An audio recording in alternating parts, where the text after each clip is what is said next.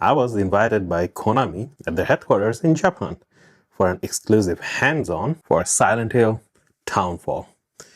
This was the world's first media access premiere, and with me, there were 40 others, journalists and game reviewers present.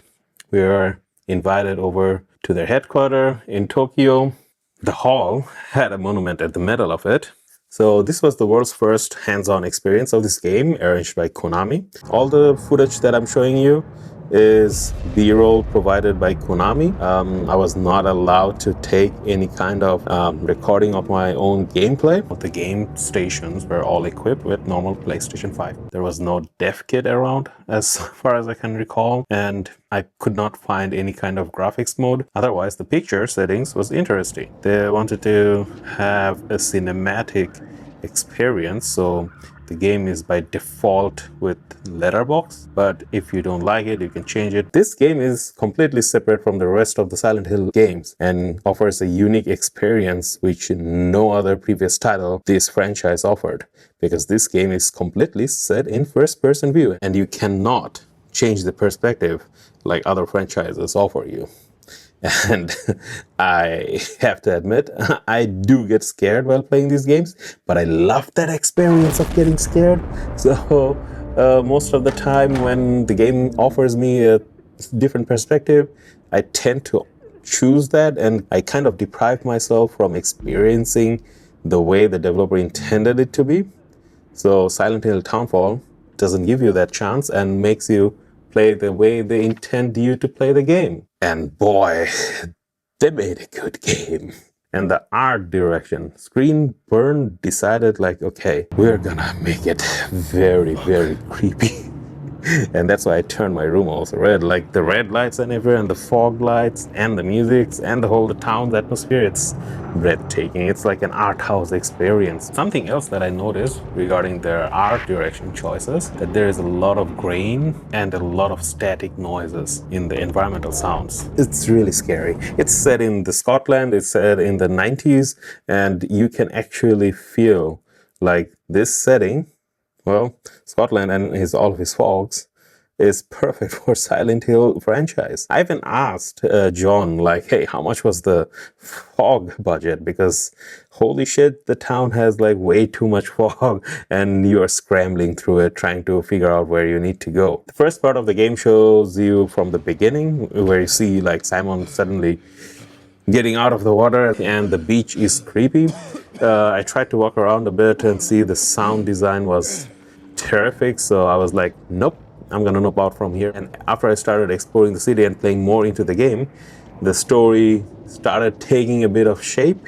It has a lot of mystery. It's the staple of Silent Hill franchise, like these are psychological horrors. It's mostly running away from your inner monsters or your inner demons that you have from the traumas. And Simon's trauma, well, I'm taking my chances with this, but I'm not gonna spoil what it is about.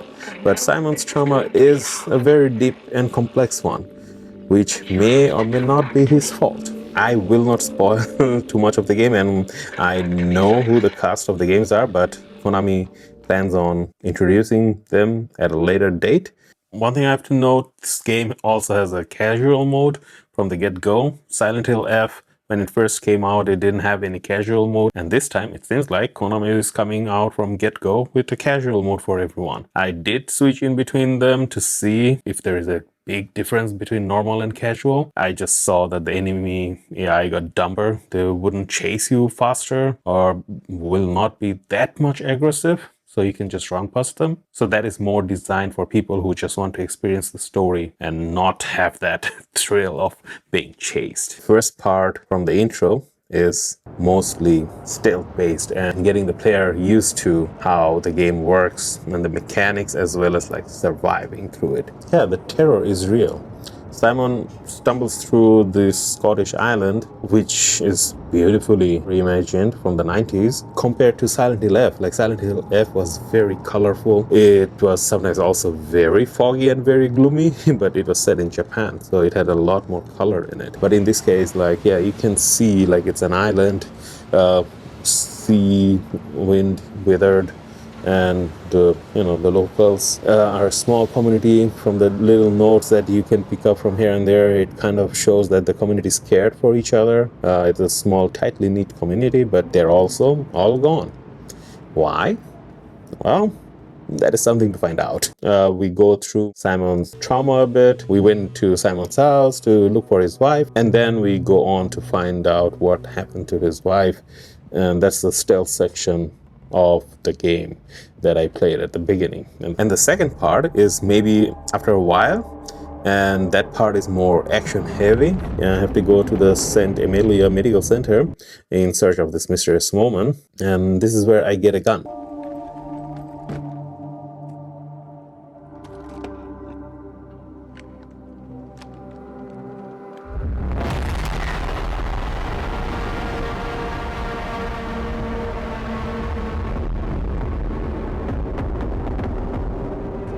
Bullets are scarce, and when you shoot the gun, it makes a loud noise and it attracts the nearby monsters. And this is where I met the second type of monster.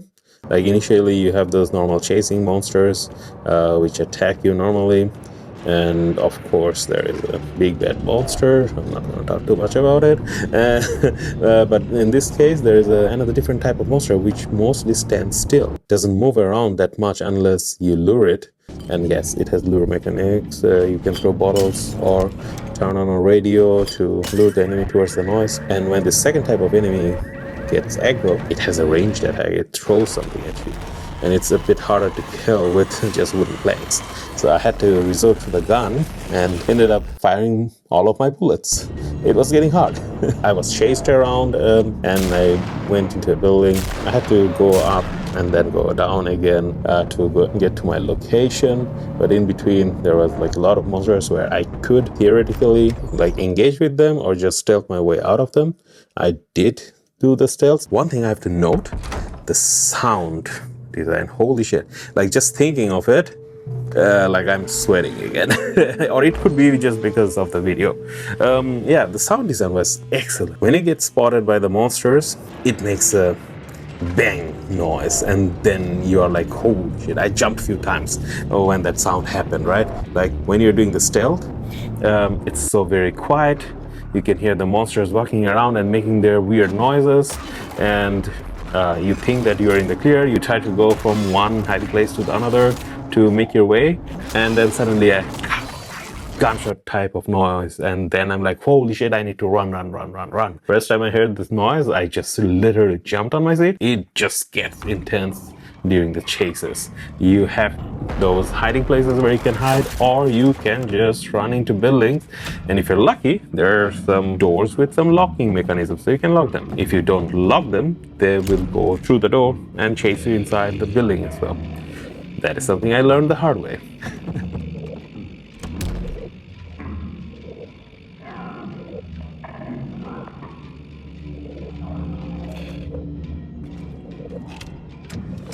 Let's talk a bit about the game mechanics. We have seen it in some preview videos already, that you get a pocket CRT TV, which you can use to see where the enemies are. It's like a sonar device, and you can use that to see like, okay, which way the enemies are running or how far it is. Every time there is a monster near the range of the CRT, you'll hear a slight beep, and when you look at it, you'll see like the CRT frequency has like some lines where you have to tune it so that you can track the enemy. So if there's like more than one monster around you, you will see more than one lines, and you have to like, to see each of the enemies, like where they are or where they're moving. You have to switch between them, like from the one line to other line. And that CRTV has one more function. It's a mini game to unlock like special memories. So CRTV is also used to, the CRTVs, other than the enemies, it will also sometimes beep, and you can see like there is a special marking over there in a different color. And once you see this kind of different bars, if it's part of the game's progression,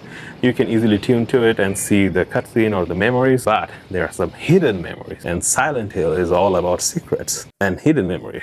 The hidden memories are not that easy to unlock. You cannot just tune into it. They made the gameplay so that you have to hold the controller and use its gyroscope to align it first. Like I had to hold the controller and align it so it like fixates on the signal. And while holding that alignment, you have to use the D-pad, calibrate the colors. And after calibrating the colors, you have to then do another calibration.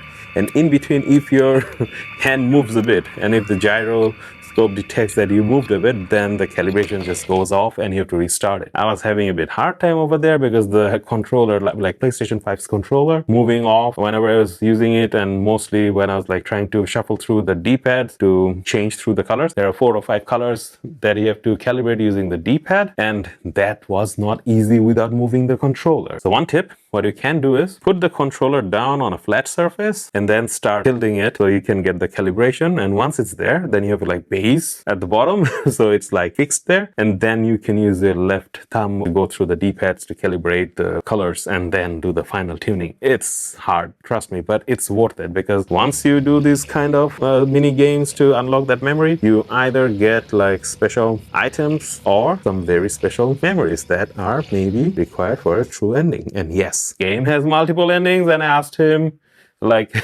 John, whether they're like joke endings, and he's like, yeah, I won't spoil everything, so I'm guessing there is a joke ending. A little bit about Simon. When he gets on the shore, he has like patient band around his arm. I have a band to show you guys later. And he also has like a IV bag injected and strapped to his other hand. That one is like a revival mechanism. So you have these IV bags filled up with IV fluids, which are, you know, strapped to his Simon's arm. And if you die, if it's still filled up, it works like as a revival. So you get to choose whether you want to revive there and try to survive or start again. And that's kind of a neat mechanism, like it gives you a second chance. And at this event, we were given some event only exclusive goodies. Let me show you something. And my one is a bit special because I always go prepared with a pen.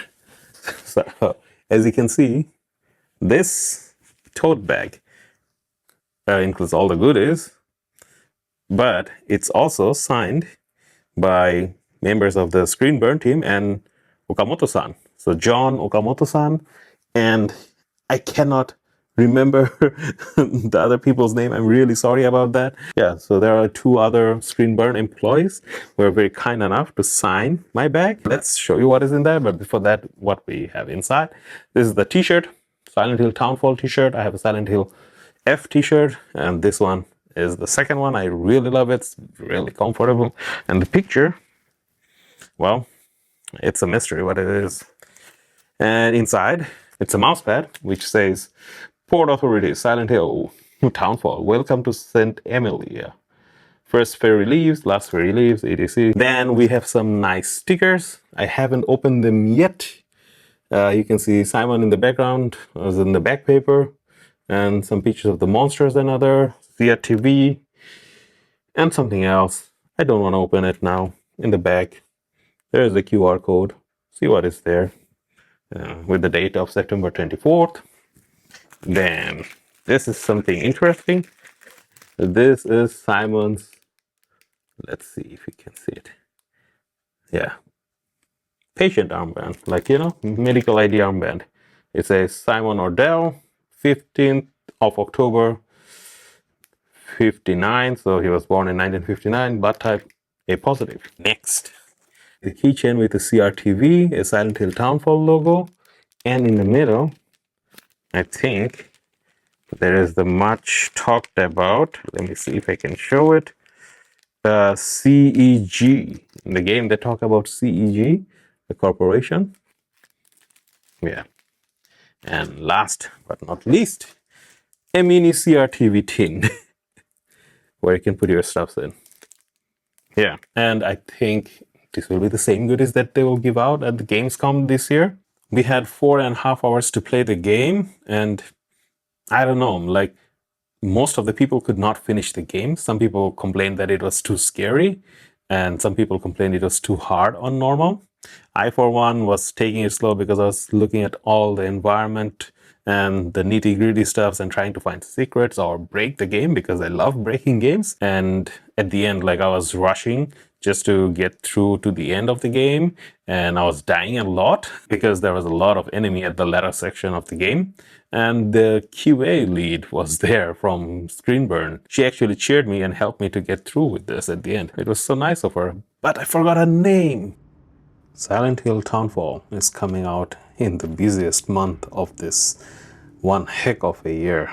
Battle royale between Silent Hill Townfall and Control Resonant. Silent Hill, since the relaunch under Okamoto-san, has been experimenting a lot, and Silent Hill Townfall is the culmination of all the other previous entries since the Silent Hill 2 remake. Greenburn is experimenting a lot with this iteration of Silent Hill, and fans of Silent Hill franchise might find it very much dividing. But I, for one, cannot wait to see how the story of Simon ends and where leads us. Amidst all the chases in between St. Emilia's foggy streets, I, for one, want to know what is behind the curtain once the fog lifts.